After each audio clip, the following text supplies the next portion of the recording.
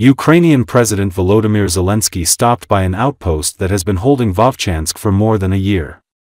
According to Associated Press, the outpost is manned by the 17th Separate Motorized Infantry Battalion of the 57th Separate Motorized Infantry Brigade.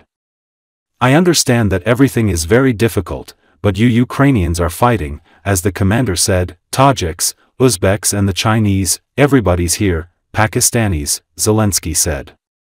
Ukrainian presidential aide Andriy Yermak and Zelensky posed for photos with officers, according to a video released by Ukraine's presidential office. The coming week could be pivotal in the ongoing war between Russia and Ukraine. Trump's special envoy Steve Witkoff was expected in Moscow midweek, just before Trump's Friday deadline for the Kremlin to stop the killing or face potentially severe economic penalties. The diplomatic stalemate remains challenging, with Ukraine losing territory on the front line, but showing no signs of a defense collapse. Trump has expressed skepticism about the effectiveness of sanctions, while Russia continues its military advancements. Захопити залишки пішохідного моста, укриття. Практично завод практично знищений. Хочу вам подякувати за те, що тримаєте. Для мене честь сьогодні нагородити бійців 57-ї бригади за захист нашої держави. Бачу, чув доповідь, розумію, що дуже непросто, але ж ви українці боретесь, як командир сказав. І таджики, і узбеки, і китайці, всі вже тут, і пакистанці. Дякую за службу. Служу народу України. Дякую. Дякую за службу, Михайло.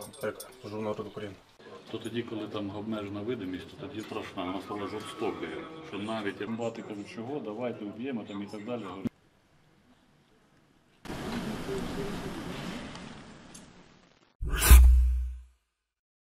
Images of Russian youth taking selfies against the backdrop of an oil base that started burning in Sochi after a Ukrainian drone attack have gone viral on social media and have caused a stir in society. Two girls and a boy are laughing, taking content in front of a burning object, taking selfies, and approaching the incident with irony. Immediately after the footage was released, Russian State Duma Deputy Elena Mizalina publicly condemned their behavior. Law enforcement agencies then took action. Kremlin-affiliated police found the young men and made them apologize on camera. They said they were drunk at the time of the incident and regretted their actions. Recall, Ukrainian drone attack has sparked a fire at an oil depot in Sochi, the southwestern Russian resort that hosted the 2014 Winter Olympic Games, local authorities say. The attack came a day after Ukraine's military said it struck the Ryazan oil refinery in central Russia, causing a fire.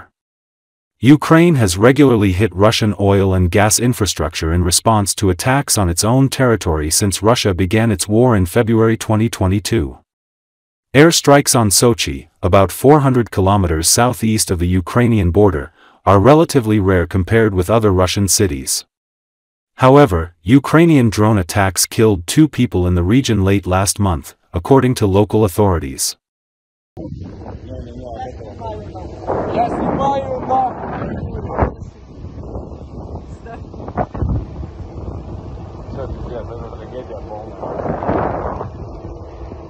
Кто снимал из вас на видео? Я 3 августа снимала видео в социальную сеть TikTok со своими друзьями. Кому пересылали видео? Присылали видео на работу. В состоянии алкогольного опьянения находились? Да. Цель какая была? Просто показать возгорание большое. В содеянном раскаиваетесь? Да, раскаиваюсь. Вину свою признаете? Признаю. Приехали из города Нижний Тагил с целью трудоустроиться в город Сочи. Приносим свои искренние извинения за то, что снялись видеоролики на фоне горящей и выложили в соцсеть. Ролик не выкладывали с целью кого-то оскорбить или обидеть. Обязуемся больше впредь таких ошибок не совершать. Видеоролик был уже удален. Готовы понести наказание по законодательству Российской Федерации.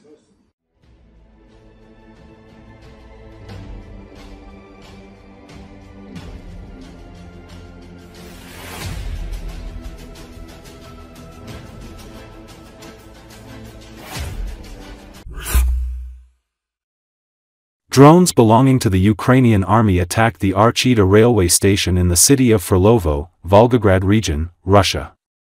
As a result of the strike by kamikaze drones, a fire broke out in one of the service buildings at the station. Images from the area were circulated on local telegram channels. Traffic on the railway was suspended. There were no reports of casualties. Flights at Volgograd and Tambov airports were also temporarily suspended due to the drone attack.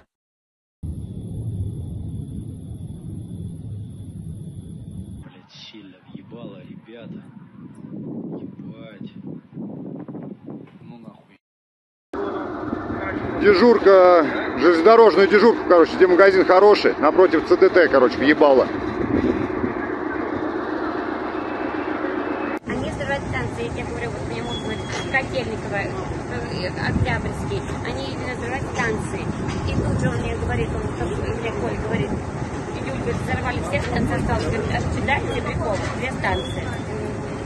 Пожалуйста. Он вот где-то тут кружит. Где-то тут. В той стороне где-то.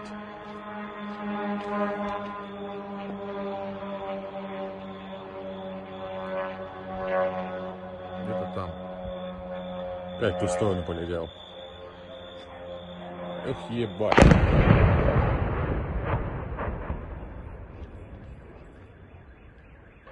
Вот это я нихуя себя вышел. Очуметь, бля.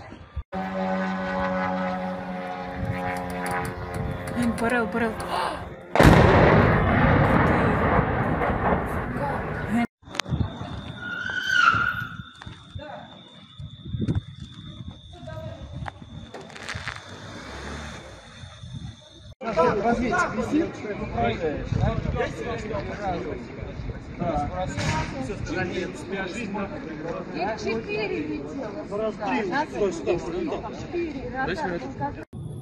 Ебать, горит.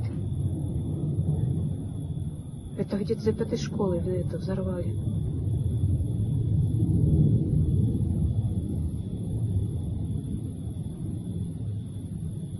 Блять, сильно въебало, ребята. Ебать.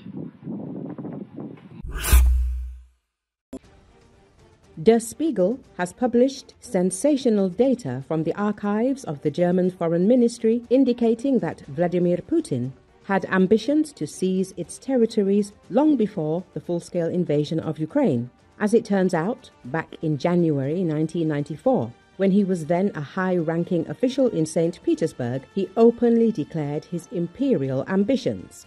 The German consul general, who was working in Russia at the time, spoke about this. According to his recollections, at the meeting on January the 14th, 1994, Putin categorically emphasized Crimea, the eastern regions of Ukraine, as well as the north of Kazakhstan, are, in his opinion, not foreign territories, but primordially Russian lands.